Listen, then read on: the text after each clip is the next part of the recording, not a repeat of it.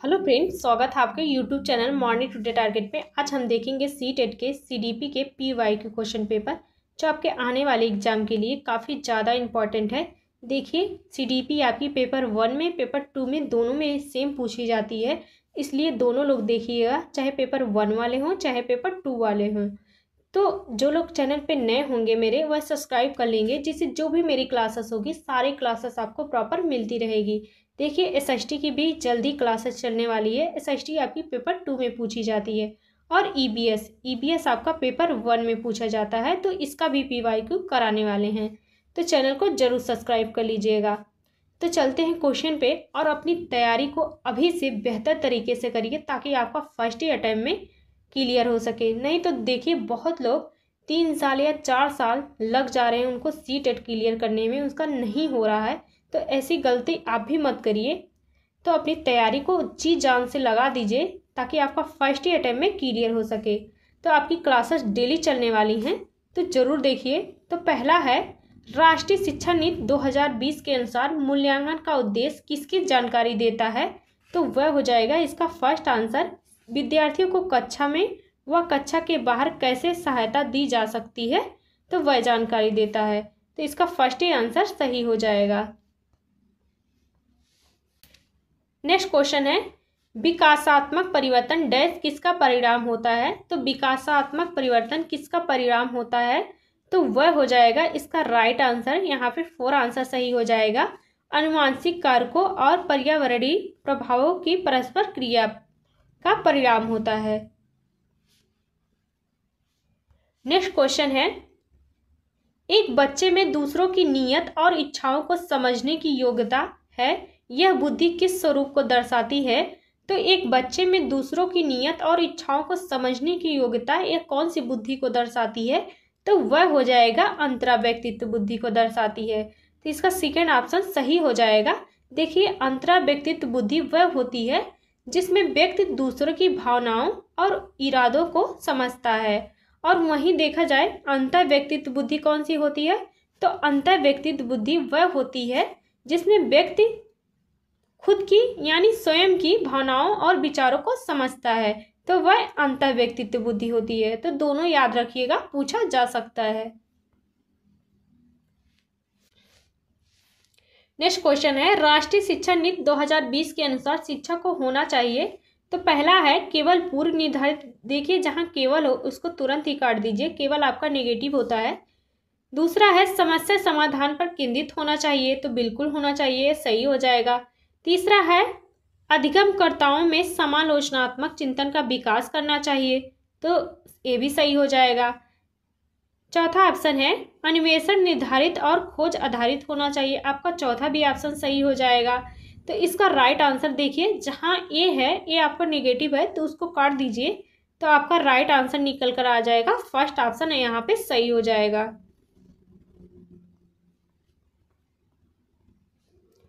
Next question है, एक दृष्टिबाधिता वाले विद्यार्थियों के लिए निम्न में से कौन सी सामग्री लाभदायक नहीं होगी? एक दृष्टिबाधित वाले बच्चों में कौन सी सामग्री लाभदायक नहीं होगी? तो वह हो जाएगा इसका राइट आंसर यहाँ पे सेकेंड ऑप्शन, छोटे अक्षरों वाली पुस्तकें हो जाएगा, जो दृष्टिबाधिता बच्चों के लिए लाभदायक नहीं होगी। नेक्स्ट क्वेश्चन है, एक सृजनात्मक बालक में निम्न में से कौन से गुण मौजूद होंगे? तो एक सृजनात्मक बालक में निम्न में से कौन से गुण मौजूद होंगे? तो वह हो जाएगा पहला अवसारी चिंतन। देखिए, अवसारी चिंतन भी हो जाएगा। देखिए, अभिसारी चिंतन आपका नेगेटिव हो जाएगा क्योंकि यह एक ही उत्तर को केंद्रित करता है, तो यह गलत हो जाएगा। तीसरा है अमूर्त चिंतन की योग्यता, तो ये भी सही हो जाएगा। और चौथा ऑप्शन हो जाएगा नवीन अमुक उत्पादन की योग्यता, तो आपका चौथा भी ऑप्शन सही हो जाएगा। तो जहां जहां आपका सेकेंड है देखिए उसको काट दीजिए, तो आपका राइट आंसर निकल कर आ जाएगा, थर्ड ऑप्शन सही हो जाएगा।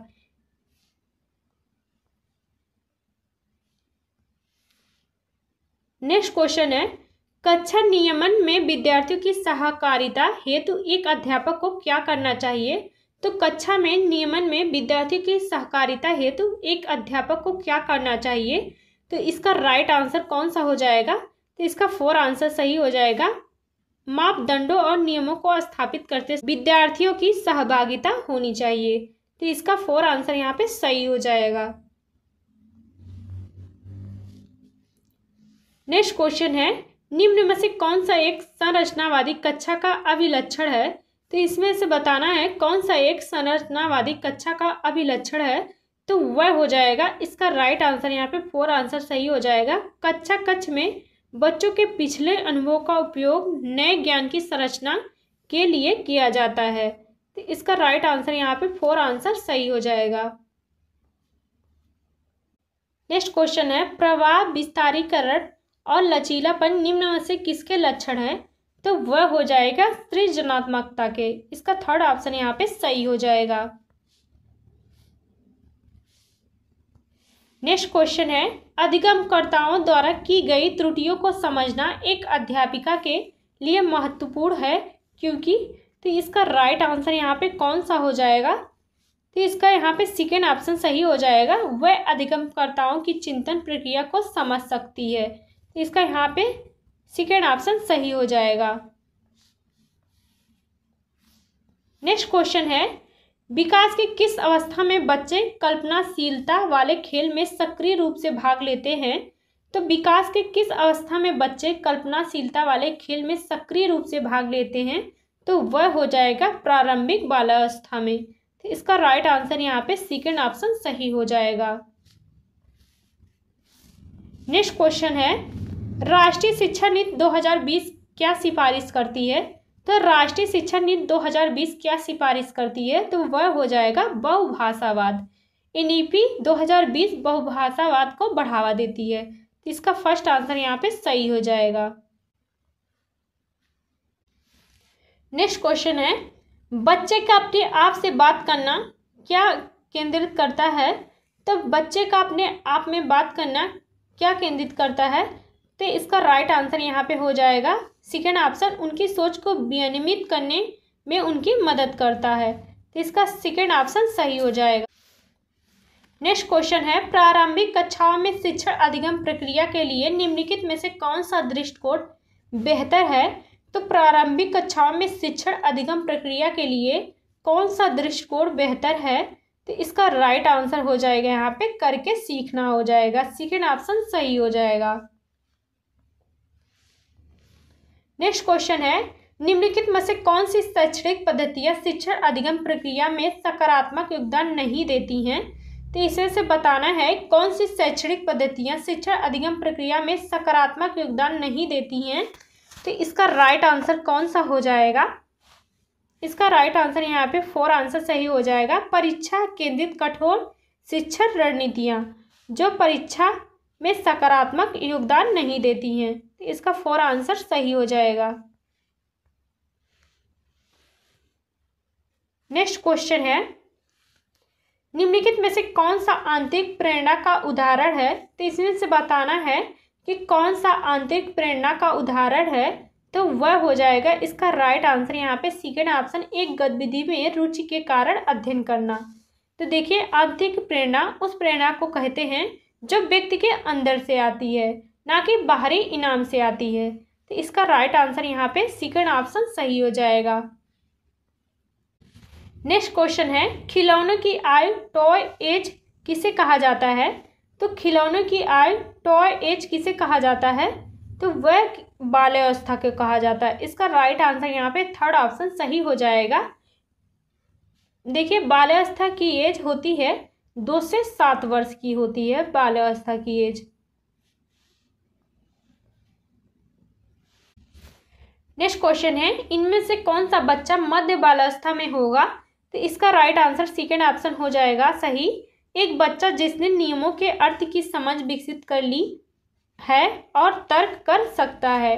मध्य बाल्यावस्था के दौरान बच्चे ठोस और मूर्त सोच को विकसित करते हैं। तो इसका यहाँ पे 2nd ऑप्शन सही हो जाएगा। नेक्स्ट क्वेश्चन है, पियाजे के अनुसार एक शिक्षक का होना बहुत जरूरी है। तो पियाजे के अनुसार बताना है कि एक शिक्षक का होना जरूरी है। तो कैसे। तो वह हो जाएगा गतिशील और लचीला होना चाहिए। तो इसका 1st आंसर सही हो जाएगा। नेक्स्ट क्वेश्चन है, हार्वर्ड गार्डनर के सिद्धांत में सोच को व्यक्त करने के लिए धारा प्रवाह और लचीले ढंग से भाषा का उपयोग करने की क्षमता कौन सी बुद्धि की विशेषता हो जाएगा? तो वह हो जाएगा भाषाई बुद्धि हो जाएगा। इसका फर्स्ट आंसर सही हो जाएगा। देखिए जितने भी क्वेश्चन है सभी इंपॉर्टेंट है, तो लास्ट तक क्लास में जरूर बने रहिएगा। इस क्लास को 1 से 2 बार जरूर रिवीजन कर लीजिएगा। नेक्स्ट क्वेश्चन देखते हैं, एक समावेशी व्यवस्था में कौन किसकी जरूरतों के अनुसार यथोचित संयोजन करता है? तो एक समावेशी व्यवस्था में कौन सी किसकी जरूरतों के अनुसार यथोचित समायोजन करता है? तो वह हो जाएगा स्कूल छात्र की जरूरतों के अनुसार। तो स्कूल छात्र की जरूरतों के अनुसार होना चाहिए, तो इसका सेकेंड ऑप्शन सही हो जाएगा। नेक्स्ट क्वेश्चन है, विकास के विषय में सही वक्तव्य चुनिए। तो विकास के विषय में कौन सा सही हो जाएगा? तो इसका राइट आंसर यहाँ पे सेकेंड ऑप्शन सही हो जाएगा, विकास परिवर्तनीय है। तो इसका सेकेंड ऑप्शन सही हो जाएगा।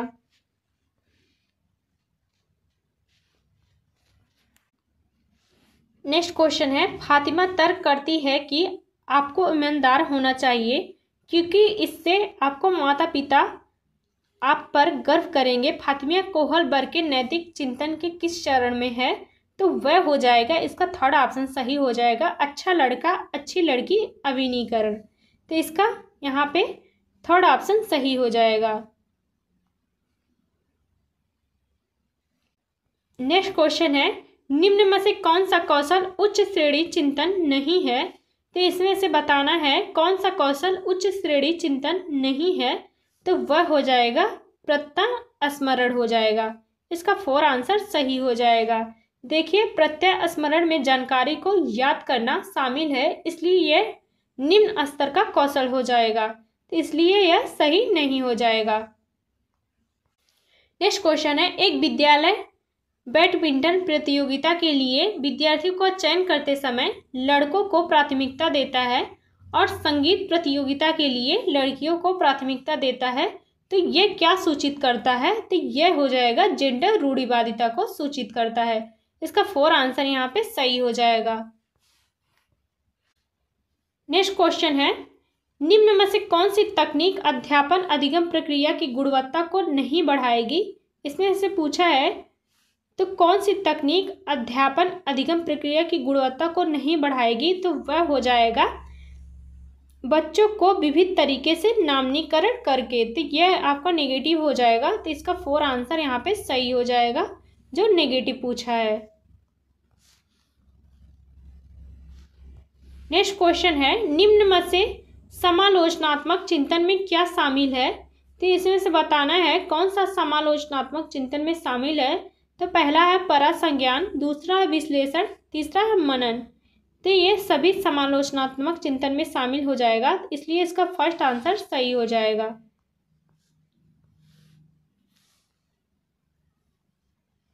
नेक्स्ट क्वेश्चन है, एक बच्चा पेंसिल पकड़ने और लिखने से पहले गेंद फेंकने की क्षमता पा लेता है। यह स्थिति विकास के किस सिद्धांत की ओर इशारा करती है?